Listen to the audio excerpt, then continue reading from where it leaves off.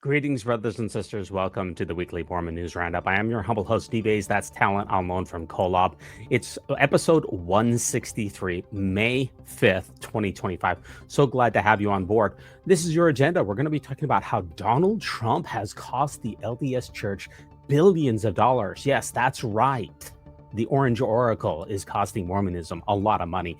The biggest news article of the week, which is what we will finish this episode with, is the secret lives of Mormon wives. We'll also talk about Latter-day Saints versus Catholics because the Pope's inauguration is still getting quite a bit of coverage across the LDS sphere. We'll also talk about how BYU has a new medical center, and we bring you an update on that. Also, some temple updates to be sure. We have an absolutely giant episode for you.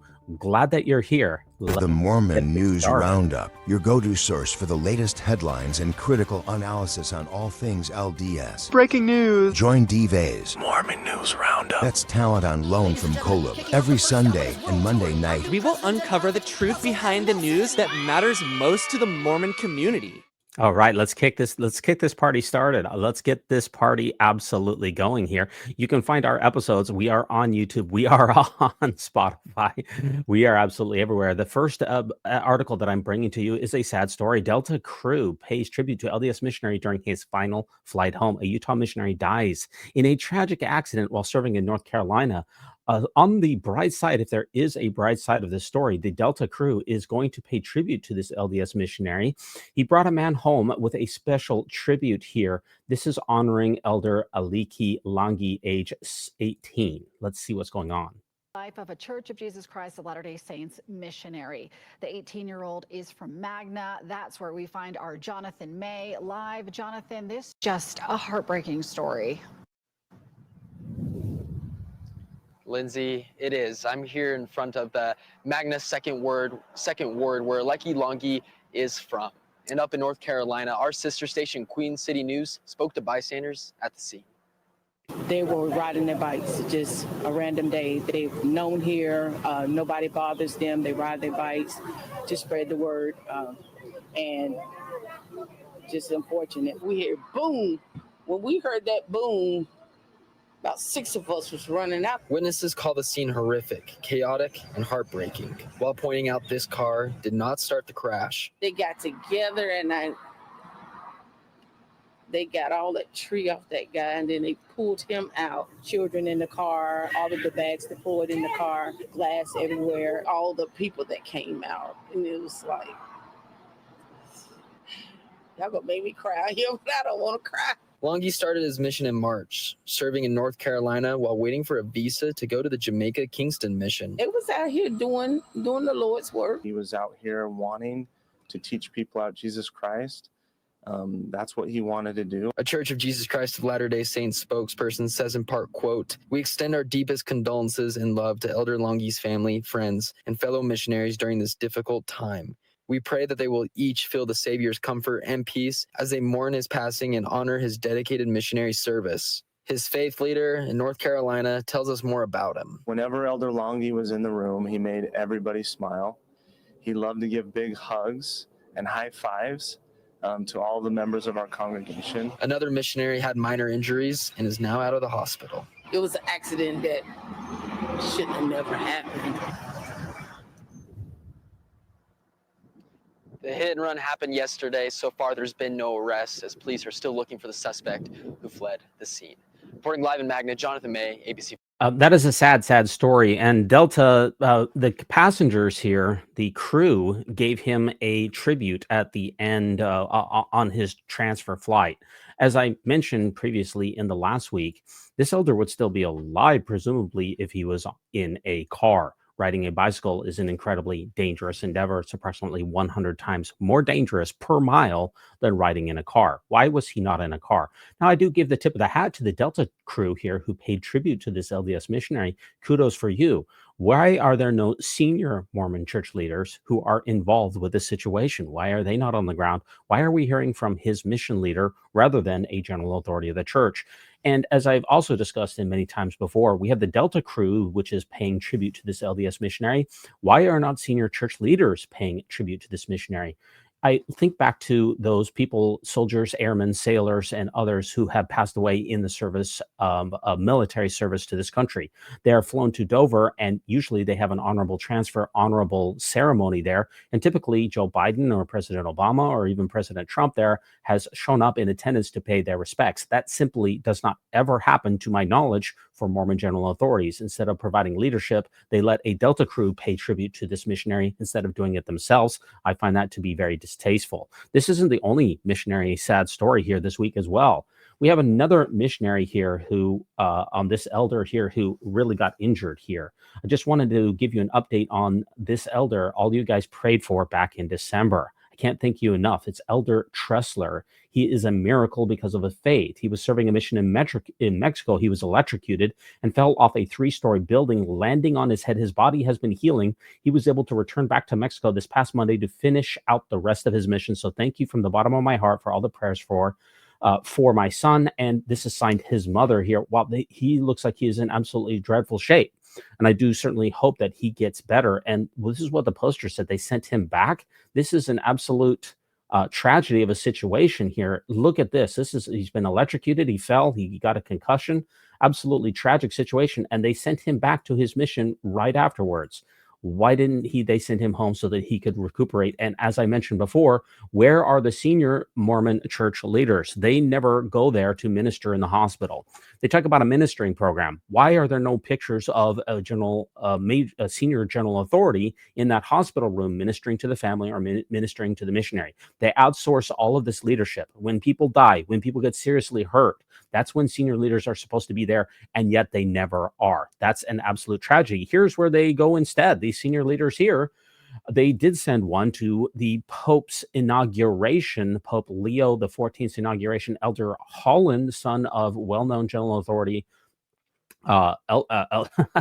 Elder Jeff Holland, has attended the Mass of the inauguration. So instead of ministering to missionaries' families who passed away, instead of ministering to missionaries who are electrocuted, instead they're going to inaugurations. So I find that to be very ironic here. The Church of Jesus Christ of Latter-day Saints sends a representative to inauguration Mass. You can see Elder Holland there if you look very carefully here. This is various religious leaders arrive at the Mass of the inauguration here at St. Peter's Square in the Vatican. Elder Matthew S. Holland represented the Church of Jesus Christ of Latter-day Saints at this inauguration. And once again, a 70 is, I don't know, it is a high-ranking church leader, but it is not the most highly ranked church leader. Oops. And here's a couple of comments that go along with that. They made a deal with the Latter-day Saints when the Rome Temple was built. The Pope then, Francis, allowed the LDS religion in on the one world religion he was creating in Abu Dhabi. I guess Francis died, and they're wondering if it's still on. Holland and the Mormons are trying to look Christian again. They are trying so hard. And another person, got to seem normal. And with celebrating Palm Sunday and attending the Pope's inauguration, they are trying to be normal Christians. Yet everyone outside of Mormons is going to outer darkness and hell. There is a great deal of irony associated with Matt Holland showing up to the inauguration. Why were no senior Mormon church leaders once again in attendance? So much for being a global faith leaders when you only send a mid-level person to this. And if you think back to Mormonism in general, there's been a lot of anti-Catholic rhetoric over the years, especially from those persons like Bruce R. McConkie, Joseph Fielding McConkie, who said that Catholicism was the great and abominable church. It is the great whore of all the earth and the great Satan. And I just want to get a reaction to it's kind of ironic here that now Mormons and Catholics are trying to get along when there's been a history of nasty rhetoric, mostly coming from the Mormon side here. Let's play this here from Ganesh and the Mormonish podcast today. And one of the big implications is this photo here, which is the Pope meeting with Russell M. Nelson. And this is prior, I believe, to the Rome Temple, which is kind of an interesting connection between the two churches, because the Latter-day Saint Church has often, and for the, particularly in the 20th century with Bruce R. McConkie, talked negatively about the Catholic Church. And many of us can point towards those passages in the Book of Mormon that suggest that the whore of Babylon is the great and abominable church, the Catholic Church, and that is a really significant point. So when Russell and Nelson met with the Pope, there were a number of eyebrows raised by intergenerational members, because this idea of the the great and abominable church, working in conjunction with LDS church is a big deal for a lot of, older members. And now, 20 years on, it seems like, we have embraced the Catholics as our bosom buddies, and it's not a No, big and this deal. is so timely. This is so timely to bring up, and we Yeah, this is a good point here, Ganesh, because the church used to espouse these doctrines, and as far as I know, they've never been repudiated. That the Catholic Church was the whore of all the earth. That's what I was taught growing up, and in fact, I really espoused that idea. Now the church is trying to play nice in the sandbox by sending representatives to the Pope's inauguration, hoping that no one really remembers the generations of the anti-Catholic rhetoric that the Mormon Church is engaged in. That's pretty ironic here. Now, this was one of the biggest stories this week. President Donald Trump's tariffs in the United States are causing turmoil across the globe here. And this is the unbelievable part here. It is costing the Mormon Church billions of dollars because the faith's investment arm saw its stock portfolio fall as the trade war turbulence rocks the markets. Mormon Church, Donald Trump is sticking it to the Mormon Church. Let me bring you just a little bit more about that. After hovering around a 5-year high over the last half of 2024, the immense Mormon Church portfolio of U.S. stocks, bonds, and mutual funds managed for the Church of Jesus Christ of Latter-day Saints took a nearly $4 billion plunge in value. And just now, my own editorial thoughts. This is, according to the Salt Lake Tribune, a direct result of Donald Trump's tariff war. Going back to the article, the new reports from the Global Faith's investment arm, Salt Lake City-based Ensign Peak Advisors, to the U.S. Securities and Exchange Commission for January, February, and March show the investment account holds $52.3 billion, which is almost $4 billion lower than it was at the end of the year. And once again, going back to my editorial comments, the church now follows the law by filing the 13F forms quarterly as required by law, thanks to the fact that we had whistleblowers who showed that the church was not following the law for a long period of time. Now, the investment account, according to this article, is at $52.3 billion, but we know that that is not the totality of Ensign Peak. According to the Widow's Mite report, Ensign Peak's totality is probably around $225 billion. It's only the U.S. stock portion that's at $52.3 billion. Going back to the article, that's down from $56 billion range the once secret portfolio reached over the prior 2 quarters, the most it had contained since at least 2019, when the fund managers with Ensign Peak first revealed the size of the $40 billion hedge fund in the public filings for federal regulators. Now, I can't bring you the entire article here, but the Salt Lake Tribune is saying that the reason that the church has dropped in value almost 15% is because of Trump's tariff wars. And I think the stock market in general is down about 10 to 15%. So it would make sense that the Mormon Church is feeling the brunt of those tariffs. Donald Trump takes on Mormonism in a unique way. I certainly hope that Donald will roll back those tariffs, because I don't think that they're in our country's best interests. And coincidentally, it's not in the Mormon Church's best interests as well. There's a new waterproof Book of Mormon, which is making a splash. I just want to give you a reaction from this from the Mormon Newscast, about a 5-minute clip here. Very interesting here. Underwater Book of Mormon. One final story, and it's mine. This is kind of quirky, but I thought you guys might like this. So I'm making a prediction. And the prediction is that there's going to be a new mission opening up in Atlantis. You can see I had some fun with AI today. There are some elders and sisters in the newly opened, let's see, I have the seal for the Atlantis North mission. There it is. It says swim forth and serve. And then I have a name tag from the Atlantis South mission. And of course, up in the top right-hand corner, you have President Neptune. There he is. And the reason that I think that this is happening is because there is a new item for sale in the Mormon landscape out there. And this is a waterproof, completely waterproof Book of Mormon. It costs $45 plus shipping. And the pages are made out of limestone. It is completely waterproof. I have one. Really? Look at this. Limestone? Yeah. Isn't that interesting? Is it heavy? It is 2 pounds. I'm actually doing curls with it while I'm reading it. It's 2 pounds. Nice. And the pages, as you turn them, you know how when you open some Book of Mormons, the pages are kind of up. They're like heavy as you turn them. But it is really interesting. And I will entertain in the chat suggestions of how I can prove this is waterproof. I just got it today. So very interesting. But I'll tell you a little bit about it. You can go ahead and order one on your own. Like I said, it's $45, but it's indestructible. So of course I started thinking, okay, it's got to be because there's a mission opening in Atlantis. That way they can track with it. Maybe that's a little far-fetched, but what if you wanted to hold a Book of Mormon, like my picture right there, while you were actually baptizing someone? You could do that now. The founding book. That's what I was going to ask, Rebecca. Who is this book made for? Well, exactly who is it made for? That's what we're going to explore here. It could be made for anybody. And there is a slide on the next slide here where it says, who needs this, right? They answered this on the website. It says missionaries, outdoor lovers, anyone living in humid climates.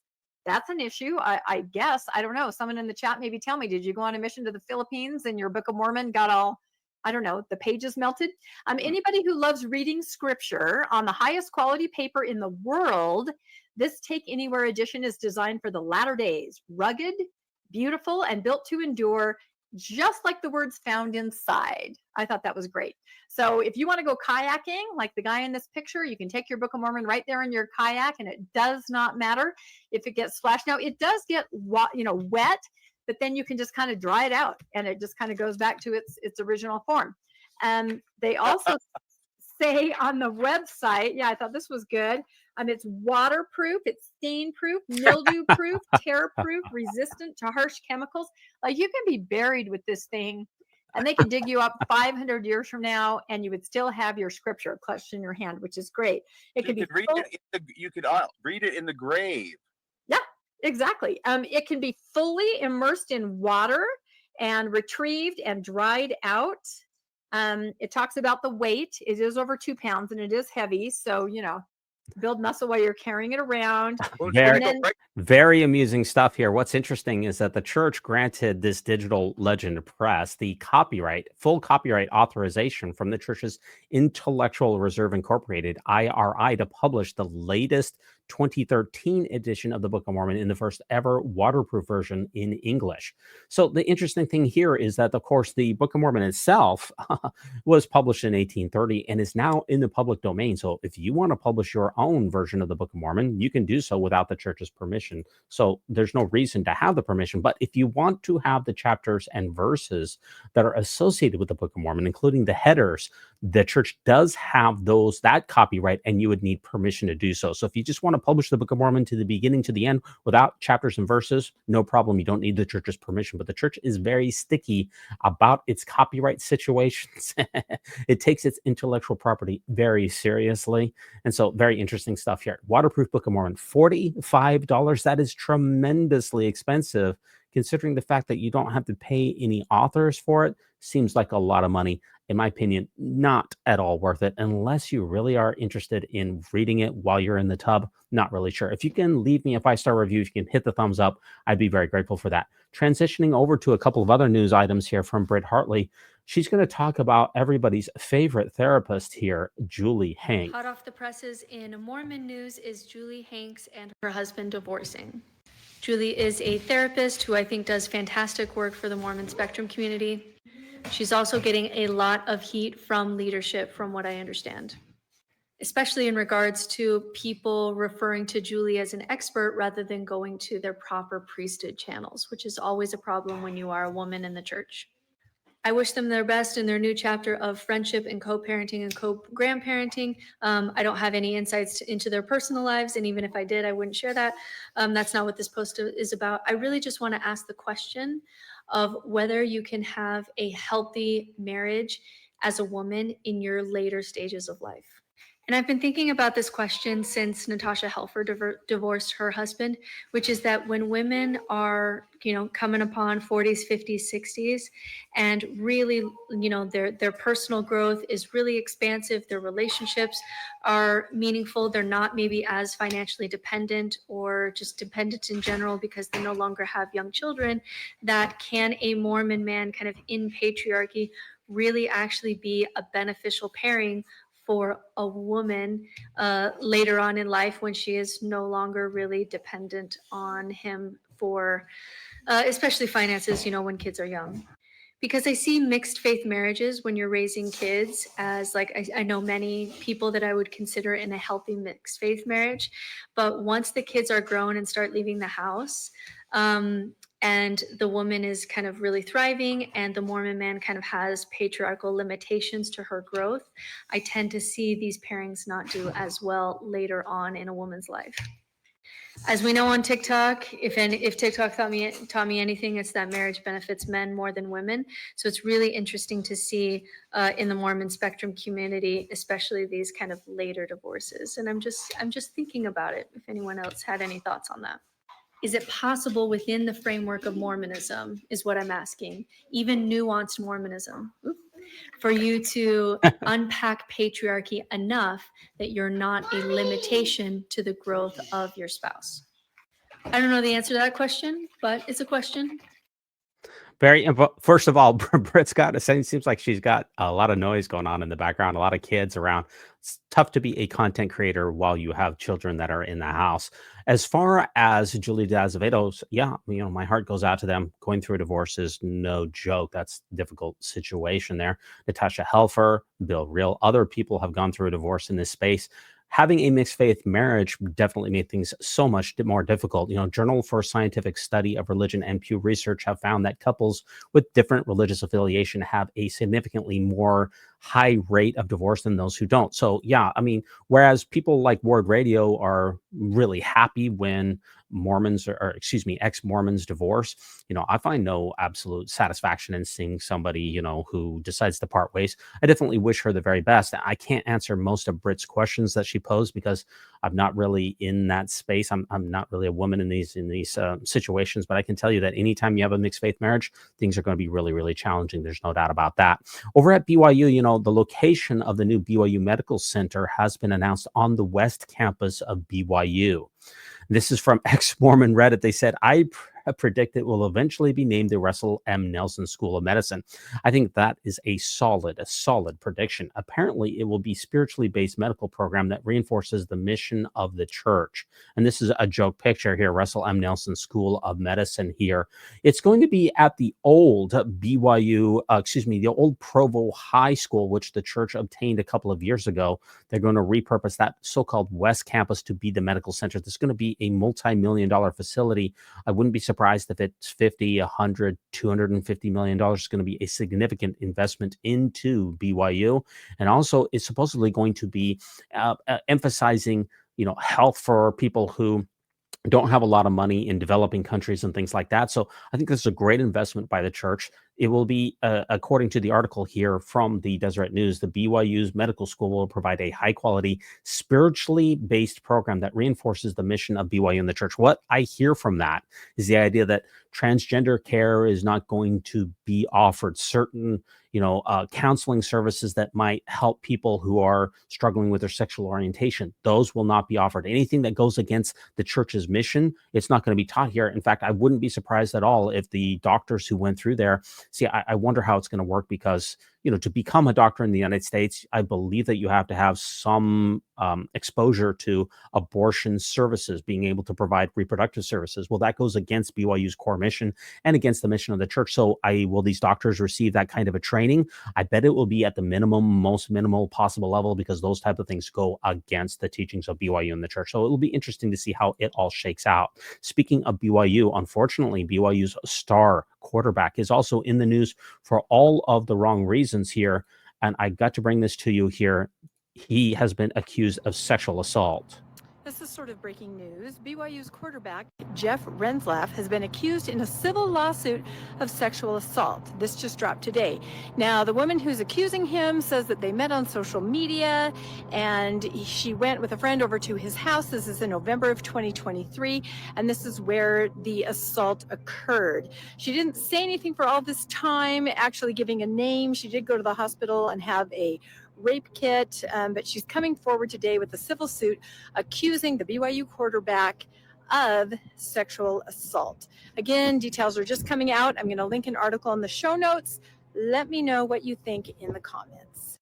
Another highly unfortunate situation here, just filed yesterday or a couple of days ago, May 21st, 2025, in Salt Lake County here. The individual is named as Jane Doe, and she eventually identified Retzlaff from the police officer, filed a police report that's associated with this.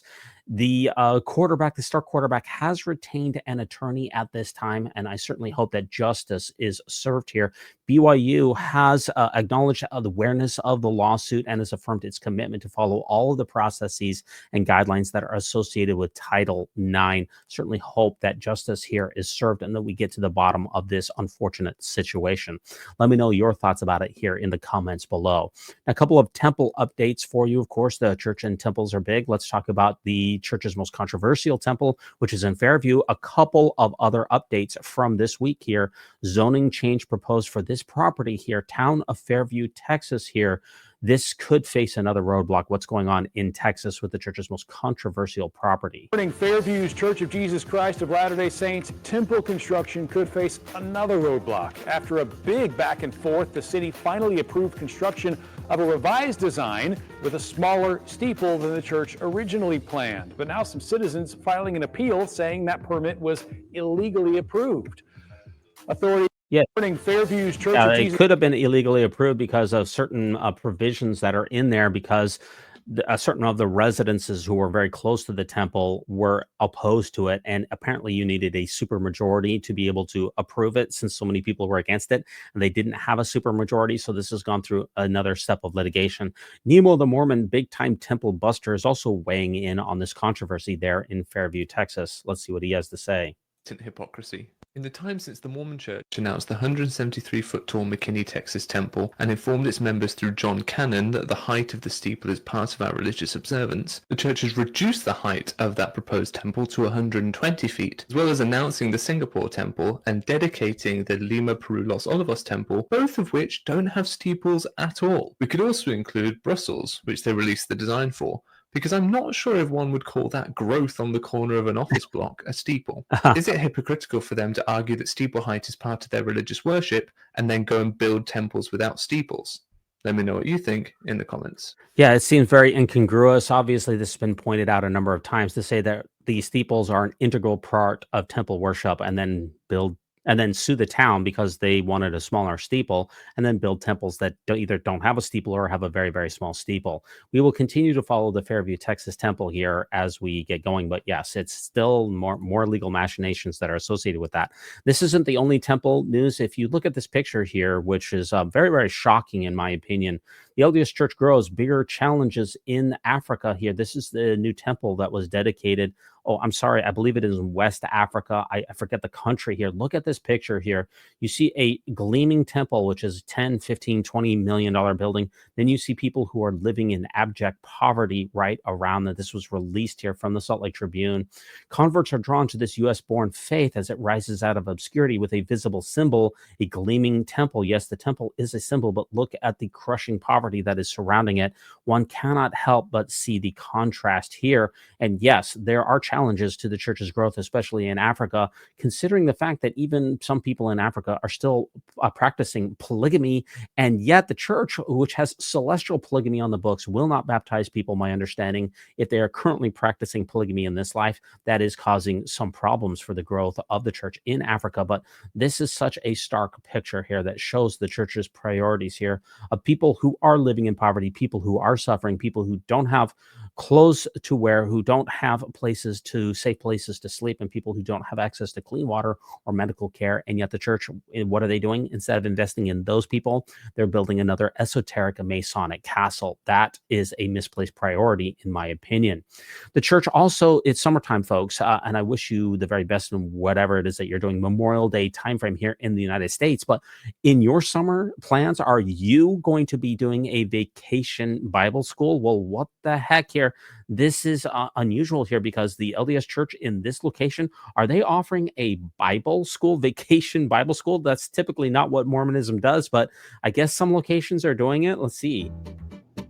Somebody spotted this sign advertising a Bible camp, much like, I think, Vacation Bible School. It's a sign on the lawn of an LDS meeting house in Phoenix, Arizona.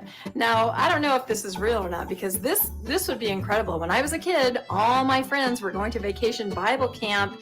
I rarely got to go. One time my mom let me go, but she said, don't forget, we have the real truth. So this is just interesting. If this is something the LDS Church is now doing, is modeling after the Christian Vacation Bible School that has been going on for decades. Now, as I said, I don't know. The sign doesn't really look LDS to me, but this poster said that this was in the lawn of an LDS meeting house. So let me know what you guys think about the further Christianization of the LDS Church to the point where they're holding vacation Bible camps for the kids during the summer. Let me know what you think. Yeah, very interesting catch there. You know, when I had kids who were that vacation Bible, who were about that age, I would send them to other churches for vacation Bible camp. I never went to a vacation Bible camp as a kid since I was raised LDS, but I did send my kids out to other ones. And I wonder if the Christianization of Mormonism is going to reach that level where you will have vacation Bible schools. That's just, Mormonism has changed so much from when I was a kid. Now, our featured news article for the week is the fact that The Secret Lives of Mormon Wives has released season number 2 in all of its glory here just a couple of days ago. You can binge watch every single episode. This is the number 1 story for the week. I'm going to give you a couple reactions here, not only from the church itself, but by a number of different content creators. Let's start with my favorite page shill for the Mormon Church, Jasmine. She's going to opine about The Secret Lives of Mormon Wives. Lead us not into temptation. Actually, lead us into temptation. The secret lives of the other Mormon wives the show won't tell you about, but are worth paying attention to. Okay, so I should have given you a caveat. She doesn't want to talk about The Secret Lives of Mormon Wives. She wants to talk about other Mormon wives not on this show, because Jasmine is not a fan of The Secret Lives of Mormon Wives. What a disappointment. Shima Bachman is the child of Iranian refugees when her parents joined the Church of Jesus Christ. Now she's a law professor and a scholar advocating for criminal justice while sharing her faith online. She impresses me every day. The best way I can describe Sarah Soon based on my interactions with her is just warmth and competence. She radiates that in every aspect of her life. She was Miss Utah, she was the BYU student body president, and now she works with Bain Capital. Victoria Froelich is an adopted survivor of childhood abuse, yet despite these challenges, she's decided to serve a mission, to get married, to openly share her faith online with garment-friendly fashion and with her takes on the church. Al Caraway is a well-known best-selling author and inspirational speaker who shares her love of Jesus with a vast Christian community while raising 3 kids. Mimi Bascom is a longtime content creator, one of the first Latter-day Saint creators I ever got to connect with on TikTok, and she shares her faith, her lifestyle, her fashion as a mom of 2. She is a genuine, kind believer, and I love following her. Lauren Yarrow started out on TikTok, but now she has a podcast called The Blonde Apologist, and she talks all about defending the Church of Jesus Christ in really simple, approachable ways, also a mom of 2. Sarah Phelps raises her family in the Middle East. She loves to sing. She's unafraid to drop truth bombs on the regular about the church. She has a bold testimony. There are literally dozens of accounts of amazing women sharing their story. So to learn what Latter-day Saint women are really like, follow these accounts. Yeah. Oh, Jasmine. I love Jasmine so much. Don't watch The Secret Lives of Mormon Wives. Those aren't really Mormons. Look at all of these other Mormons over here. This is who you need to be following, not those dastardly Mormons on The Secret Lives of Mormon Wives. Jasmine. Oh boy, give me a break, Jasmine. She doesn't want to talk about it, but she's going to be forced to the table. We'll talk about that in a moment. Jasmine will finally watch some of The Secret Lives of Mormon Wives, but she doesn't want you to do it. Here's a couple of takes here from a couple of clips from the show. I can't play too many or it's going to get a copyright strike, but notice here's another clip along these Secret Lives of Mormon Wives. Look at this. Look at those. Look at this. Okay, she doesn't think you're good at hair, and she told me not to go to you for hair, and that's why I went to a different salon, because she doesn't think you're good at all, and she said that she's like stuck working with you. You don't think she's good at hair, but like you feel like obligated to go to her. She said, do not go to her if she's not good at hair. No, I didn't at all. Oh my hell. I said it's just easy. I don't know how they do with color. They're great at extensions. That's your best friend. I literally have had my hair done one time by them. I didn't know how they work. But were you happy with that one time? I don't remember. Do you see how she can't answer? Okay, should we just have the resolution of the petty?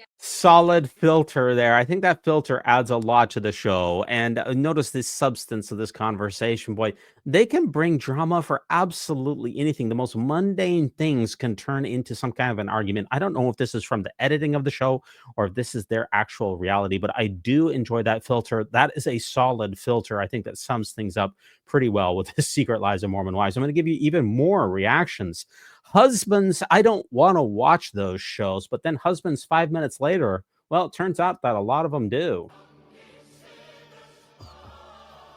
Yeah, a lot of men don't want to watch this show for some reason, but if you turn on the TV, they will watch it because I promise you, they're not getting all of those views from just women. You know, the last season of The Secret Lives of Mormon Wives, season 1, racked up over 2 billion minutes watched. 2B with a billion. I promise you, that's not all just from women. Men are watching this show too. They just won't admit it in public for some reason. Couple other clips from the premiere episode here.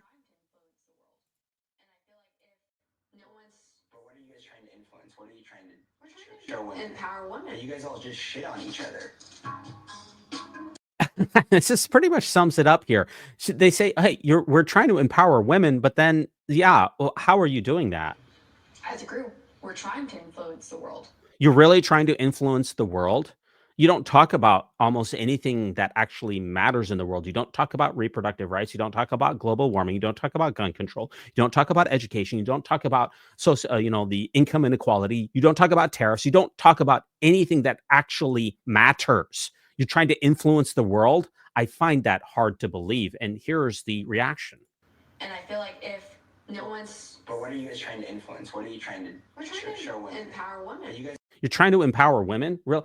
Please, folks out there, please don't tell me that these are feminists, okay? Because they don't talk about women's rights. They don't talk about they don't talk about access to reproductive care. They don't go to rallies. They don't go to marches. They don't talk about legislation. They don't talk about anything that actually matters. They only talk about themselves and their own drama. So no, they're not. Look, folks, they're not. They're not feminists. So please don't lecture me and tell me that these are feminists. We're trying to empower women. You guys all just shit on each other. Yeah, how's that empowering someone when we see clip after clip of people just being nasty to one another? That's empowering women. I don't understand it. They're not feminists and they never will be. I don't think they know the first thing about feminism. So don't tell me that there's some kind of groundbreakers because they're not. A couple of other reactions here that go along with this. Uncertainly Carly, she has a controversial account, is an ex-Mormon. Let's see what she says about Secret Lives of Mormon Wives. I submit to my application to join Mom Talk. Here are my qualifications. Number 1, I am a mom. Now, I may or may not have a daughter who is almost as old as some of you mom talkers, but that just speaks to my experience in the mom department. Number 2, I am a purebred Mormon. I don't know what that means, but it just came to me. It sounds right, so I'm going with it. And I currently reside in Utah. I checked those boxes. Number 3, I look pretty good in cowboy boots and a miniskirt. So I got that covered. Number 4, comedic relief. I know how to place a perfectly timed "that's what she said" joke. Number 5, I actually don't know if this is number 5, but I like to party. I am down to go to Chippendales. Number 6, I'm on TikTok. I know TikTok. Now I know what you're thinking. Well, Carly, you sound perfect for this role. What are your weaknesses? All right, I'll tell you. I do not have fake boobs or hair extensions. But you know what? I am willing to crowdfund for the breast augmentation, but to be quite frank, I would look ridiculous with hair extensions. I might not bring enough drama to add to the show, but I will validate the hell out of everyone else's. Want to hate on Dakota? Then I'm hating on Dakota. We want to hate on Zach? Then I'm hating on Zach. We want to hate on Jen? Then I'm hating on Jen. We want to hate on Whitney? Then I'm hating on Whitney. I am a hater. Thank you for your consideration.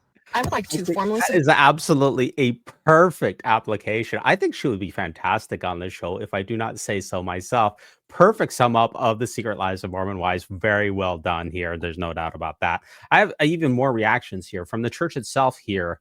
They released sort of an official reaction to season 2, although this is the best that you're going to get. They put this in their opinion page of the Deseret News, which of course is not an official response by the church, but this is about as best as you're going to get here.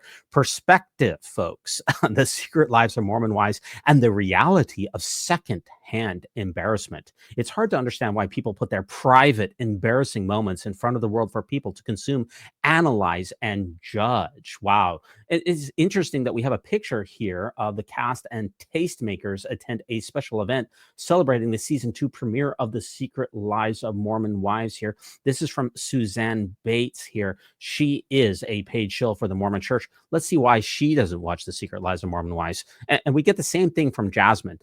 Latter-day Saint women in particular don't want you to watch this show. And here's the reason why. A new season of The Secret Lives of Mormon Wives is out, and I won't be watching. Before you clutch your pearls, it is probably isn't for the reasons that you assume. It's because I experience deep secondhand embarrassment. Some of us are wired to experience extreme discomfort when we see someone doing something that we find embarrassing. It's a real thing. This is about as much of an official response as you're going to get for this week from the church, even though in times past, the church has released even more official statements about the Secret Lives of Mormon Wives, telling you that they don't represent Mormon women. This is all that we're going to get here, is that it's embarrassing to be part of the Secret Lives of Mormon Wives.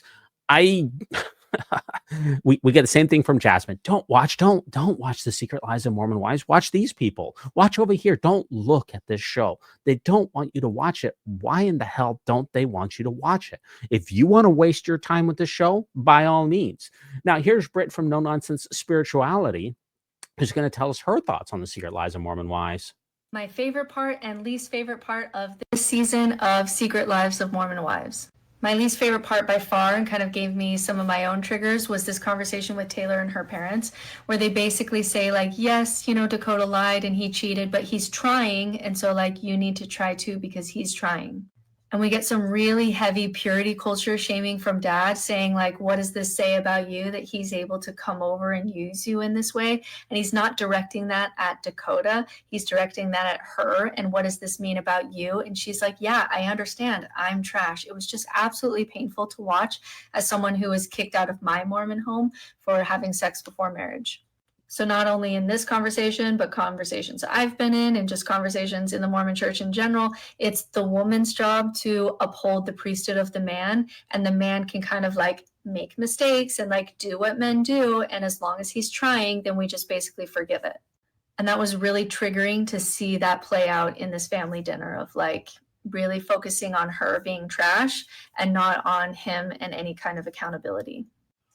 This is by far my favorite part, which is the mother, Natasha, coming in to help these girls be able to like feel anger and have boundaries and say that that wasn't okay when we're talking about sexual abuse. So great to see this. Piece of yourself. Okay. Because as Mormon women, you don't know how to feel anger. You don't know how to have boundaries. You don't know how to say that that wasn't okay, that happened to me, because you're forced to just like forgive your perpetrator and move on because men do what men do and we need to forgive. And you can see that Michaela, that part of her health issues is because she actually only knows how to repress her feelings. She has no other outlet for her feelings and for her trauma than repression, which is very common in Mormon women. The only thing that they know how to do is smile and pretend that everything is going to be okay, and just get some longer eyelashes and more extensions so that it looks like we're okay, until it all comes crashing down because it's just not okay, and they don't have any resources for dealing with that at all. And so to see Natasha, I cannot tell you how loud I screamed. I was so happy. It was such a surprise, and I was so happy to see her there. I adore her. And by the way, do I think that they're actually challenging the patriarchy in meaningful ways? No, not really. Yes. I mean, it's like, right. Yes, we're going to talk about sex openly, but we're still going to like pump out 5 babies before we know who we are. And even when your marriage is in turmoil, they're just pumping out more babies. So I'm not sure how that's doing anything. And are they making more money, which is challenging, you know, patriarchal roles? Like maybe a little bit, but what are they doing with that money? They're still centering the male gaze in their approach to how to spend their money. And like Layla's having sex before she's married to her boyfriend, which is fine. But then when it comes to getting married in the temple, she's like, yeah, I'll still do it for him.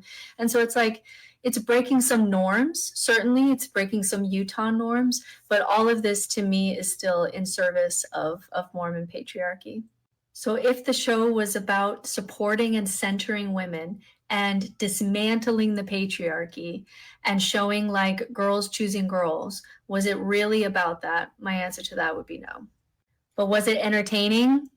1000% yes. 1000%. Like, I binged it as if it was a drug. It was so entertaining. And don't tell me you can't be spiritual or you can't be a smart person and watch reality television. Reality television is a fascinating dive into human psychology. It is fascinating and it's entertaining. And I'm going to keep watching it no matter how many seasons they put out, even if I don't think that they're dismantling the patriarchy, because it is entertaining. I'm not going to lie about that. Yeah, exactly. Okay, so there, Britt is in agreement with me. I said they're not feminists. She says, in other words, she said it a different way. They're not attacking the patriarchy. All they're doing here is breaking a few Utah norms about the idea that you can have consensual sex with other adults. Okay, fine, good for you. But they don't talk about anything that actually matters, in my opinion, about, I already talked about all of the issues that political issues, spiritual issues, emotional issues, ethical issues, all of these things. I don't even think they've given it a moment's consideration. Now, she's right. The conversation that Taylor had, and by the way, I am Taylor's biggest fan, as you can definitely tell. Conversation that she had with her parents, absolutely heartbreaking. Oh my gosh, that is absolutely terrible, where they're basically dunking on Taylor for her life choices. Absolutely heartbreaking. But yes, this is mere entertainment. This isn't anything that, in my opinion, is substantial in making the world a better place. In my opinion, and this is my most controversial take, the world would be far better off with less child abusers than Taylor Frankie Paul. Let's not forget that she went to jail for child abuse. She didn't end up going to a significant period of time, but she was arrested for it. This is your champion. This is the person that you want to have the feminist torch. We have far better people that are that can talk about all of these issues rather than these very superficial people who, as Britt said, are generally in it for themselves and are in it for the money. Okay, that's what they're all about, is self-promotion, because that's what they do. They're self-promotion and fluffy. I find it to be something that I definitely wouldn't want to watch a lot. Britt may want to watch it. I personally don't. But Rebecca actually says, are we going to see a spike in baptisms from the Secret Lives of Mormon Wives? Maybe we will. Of course, I think we're all watching The Secret Lives of Mormon Wives. Maybe some of us are sitting there glued to the TV with our popcorn. Others are kind of going, okay, I can't look away. I think it's interesting, the response of faithful podcasters to this. Everybody seems to be weighing in. One I thought was really interesting was Jasmine Rapoli on her new channel. And she said, of course, it doesn't depict LDS women the way they actually are. A lot of people see this as a negative to the LDS Church, but she was trying to put a positive spin on it, because she said when things like this come out and there's a media Mormon moment, curiosity peaks. People are looking into the church, they're Googling, and she said that baptisms spike. Right. Now, I don't know if that's exactly true. I do think probably curiosity peaks and they probably do go online. But as far as what they find, if that leads them to the waters of baptism, I'm not sure. Well, let me know what you think about the media moment. The Mormon Church's biggest problem that they have, in my opinion, is the fact that so many people don't know about the Mormon Church at all. The church is virtually unknown everywhere that it goes. So any publicity for the church, even the most superficial or, as from the church's perspective, negative publicity that came from the Secret Lives of Mormon Wives, that will lead to baptisms. Now, it's a very small amount, because the people who encounter Mormonism, in my opinion, you would need like 100,000 people to encounter Mormonism before one person will join the church. So the Secret Lives of Mormon Wives casts a larger net, and some people will get interested, and maybe 1 out of 100,000 people will join the church because of it. So more publicity from the church's perspective is better. Now, Jasmine, we already covered one thing about Jasmine, and that she doesn't want you to watch the Secret Lives of Mormon Wives, and neither does the Deseret News. They don't want you to watch it either. But now we're going to have Jasmine weighing in here on the actual, and she's going to give her real-time reactions to the Secret Lives of Mormon Wives. You can just see the look of disdain. Jasmine has a look of disdain on her face for these Secret Lives of Mormon Wives women. Let's see. This take is absolutely unbelievable. Jasmine is going in full Jasmine mode here to look at the looks on her face. Make sure you're watching this on YouTube. Let's see what Jasmine has to say about the actual Secret Lives of Mormon Wives. I think Mom Talk's been a positive impact for the Mormon community. Shockingly, I actually agree with Macy, but just maybe not for the same reasons. Let's be clear. The drama, the scandals, the covenant breaking, that's not what we teach on Sundays. I'm not endorsing that. But here's the thing. When public perception of the church expands, so does curiosity and even interest. Every time the church hits the mainstream, even in controversial ways, baptisms spike. Secret Life Season 1 put the church in the spotlight more than anything in recent memory. Yeah. So the sheer virality of this kind of sensational content has the power to spread the gospel in unconventional ways. The show challenges some old stereotypes about Latter-day Saints, even as it creates new ones, such as the whole swinger thing. That's why we need strong Latter-day Saint voices out there, correcting the inevitable misconceptions that follow portrayals like this. So while Secret Lives may unintentionally do some good, it also caused real harm. And I will be unpacking both the good and the bad in a full video dropping this weekend on my YouTube channel, so subscribe so you don't miss it. What is the real harm that it is doing? That's my question. I look at it as a mindless distraction, but as far as harm is concerned, I'm not convinced that it does. If you look at the look on her face here, boy, she is very dismissive here of, look at these, Jasmine is giving the stink eye to the Secret Life. Look at this. Look at that look. Oh, Jasmine, look at that look on Jasmine's face. Boy, I'm going to make that my screensaver on my phone, because I think that that is a great look that Jasmine is giving. She is not impressed. But look at, we're going to give you a couple more reactions. I told you this is the biggest news story of the week here. Let's give you just a couple more reactions here. All right, guys. Well, the show's been out for 24 hours. Already #1 on Hulu. Congrats, ladies. Now, this is Zach Affleck, by the way, the husband of Jen Affleck on the show. But there was just one thing I felt like I needed to really address.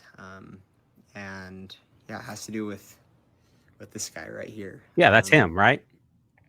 Yeah, not proud of it, but just grateful for the internet that you guys could help me figure out exactly who I look like. Yeah. First off, we got Dash. That's got to be my favorite one. Growing up, this was my guy. And to be honest, I see it. Yeah. I don't blame you guys. True. All right, guys. This is just bullying. I get it. I was eating a lot of donuts and McDonald's season 2. Can you blame me? You watch the same season as me? But yeah, we got our guy Buddy. All right, next we got Jake Paul, but not Jake Paul. I guess I'm the Timu Jake Paul. Hey, I like Jake Paul. Way better than Logan. All right, next up, my personal favorite, my childhood hero, He-Man, the Master of the Universe. Yeah. I appreciate this one. I really do. All right. Well, I don't know who this guy is. He looks like a good guy to me. But you guys tell me, do you prefer long-haired, skinny Zach season 1 or short-haired, chubby Zach season 2? I don't know if I love either. Yeah, this is the type of analysis that you're going to get from this show. It's so superficial. Who do you look like? What hairdos are you going to do? What extensions are you going to wear? It's so incredibly superficial. Even the men in this show don't talk about anything of substance whatsoever. It's a show like Seinfeld, literally about nothing but themselves. Here, I've got 2 more takes to take you out of here, folks. This is such a big story here. The Secret Lives of Mormon Wives season 2, the drama continues. Taylor and Jennifer give relationship updates. Miranda and Whitney want back into mom talk, and there's still more scandals to come. No doubt about that. He escaped. Oops, I definitely got an ad. This is about a group of Mormons that go crazy. We have relationship dynamics, different friendship dynamics. We have drama, we have chaos, we have betrayal. This makes for great watching, no doubt about it. Friday. Get tickets now. This is about a group of Mormons that go crazy. We have relationship dynamics, different friendship dynamics. We have drama, we have chaos, we have betrayal. You got a little bit of everything in this show, so I think everyone can enjoy it. If she comes at me, I will absolutely dominate. me too. You're manipulative and you know it. I really think she needs to get over herself. Let's go. It's going to destroy the group as a whole. I feel like we're really excited. I think we know a little bit more what to expect now after season 1. I think, at least for me, I'm really excited to just see it all play out on TV. Yeah, I go back and forth. I get nervous, then I'm like so excited that it's finally here, and I'm like, all right, I just want to see it, especially when everyone else has seen it and they're talking about it. We're like, I want to watch it. I want to see it. Going into season 2, I mean, we literally started filming few weeks after season 1 came out, so Zach and I were kind of in like the thick of everything, but what you're gonna see is just me really being authentic and vulnerable, and I really just show like the truth of everything. And unfortunately there's a lot of ugly in that, but I hope that people can also see the light at the end of the tunnel later on. So Yeah, are these, I'm sorry to interrupt here, are these women able to talk about a single thing that is not themselves? We need a new Bechtel test for the Secret Lives of Mormon Wives. Can they talk about anything other than their own lives? Where do you guys stand now? for sure together. Love him. Where do you and Dakota stand now? What's the deal?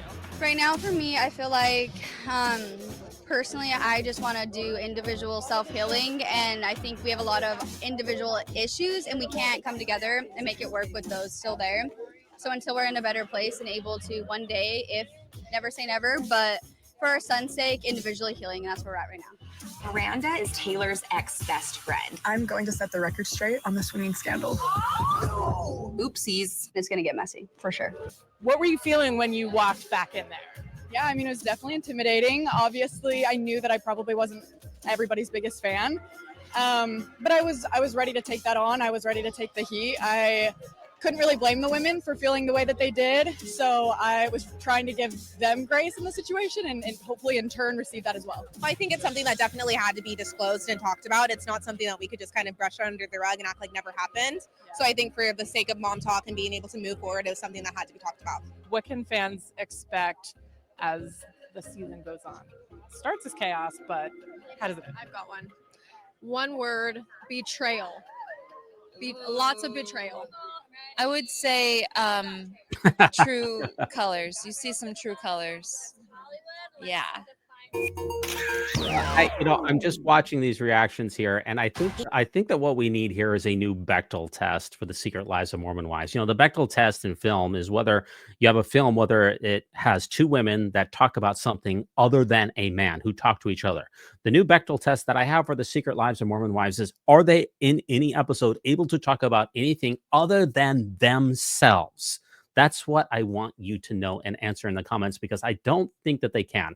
Here is my last take here from Girls Camp Podcast on the Secret Lives of Mormon Wives. This will take you out of here on the new season here. Put the shame on full display. I think a lot of us raised Mormon women can unfortunately relate. Let's see what we got here. Referring to herself as trash repeatedly in the second season of Secret Lives of Mormon Wives, unfortunately makes so much sense when you consider what young Mormon women are taught about sex and their value. I grew up Mormon, and there are object lessons where the teacher will hand everybody in the room a stick of gum, and the last person will get a chewed up piece of gum, and the person with the chewed up piece will be like, "This is gross, this is used, I don't want to eat this gum," and the teacher will say, "Yeah, that's exactly how your future husband will feel about you if you have sex before marriage." That is so gross. They are teaching almost literally that if you have sex outside of marriage, or if you do anything sexually wrong, you are trash. Oh. We see that exact same type of thinking reinforced when this says to Taylor, "Well, what does that say about you?" He is saying, "You deserved to be lied to. You deserved to be mistreated because you chose to have sex too early with this person." Yeah, that was one of the most heartbreaking parts of the season. Absolutely shameful behavior by Taylor's parents. It seems like Taylor really regrets all of the soft swinging stuff. Obviously, it ended up being that there was cheating and lying and lack of communication and lack of consent. But I feel like where a lot of people could say, "Oh, I did something out of alignment with my values and I learned from it and now I can move forward and I've apologized to the people that were harmed," it feels like she can't do that. And that feels so relatable when you are taught that if you do anything wrong, especially sexually wrong, that you can never go back to how you were before, which is odd because Mormons also believe in the atonement and that you can be cleansed of your sins or whatever. But then you're also being taught that you are a chewed up piece of gum. A chewed up piece of gum obviously can't go back to being a new piece of gum. I just feel bad for her and sad that Mormonism taught so many of us to think this way about ourselves, think that if we do anything sexually wrong, then we're basically screwed for life. Taylor Frank. Yeah, that's a great take there by Girls Camp Podcast. That is absolutely heartbreaking, the conversation she had with Taylor. And yes, that is the one norm that they seem to consistently attack in the show, is the idea that consensual adult sexual behavior is somehow wrong or somehow makes you impure. That's the one redeeming feature of the show, is that they are trying to break down that barrier. And I think that they're doing a pretty decent job of it, but there's a hell of a lot more on this planet that matters other than saying that I can have sex with whoever I want to, whenever I want to. Well, there's a lot more in this world than just that one point. What about the rest of the issues that affect our planet? Feminism, women. Well, they don't want to talk about those. They only generally want to talk about themselves. Now, I want to thank people who donate to this particular podcast. Thank you so much. I'd like to thank Scab, Bob, RMW, David, Blaine, Brent, Michael, and Sophronia on Patreon. Thanks so much, especially to Sophronia, and to our YouTube members, Emirac, Starla, Jeffrey, Garrick, and Lee. Thanks so much for supporting this podcast. It's been a pleasure, ladies and gentlemen. Episode 163 in the books here, end of May 2025. Happy Memorial Day to you. Remember that no unhallowed hand can stop the Mormon News Roundup from progressing.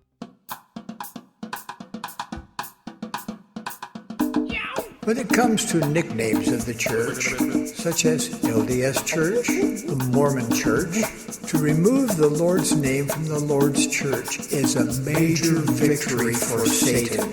Satan.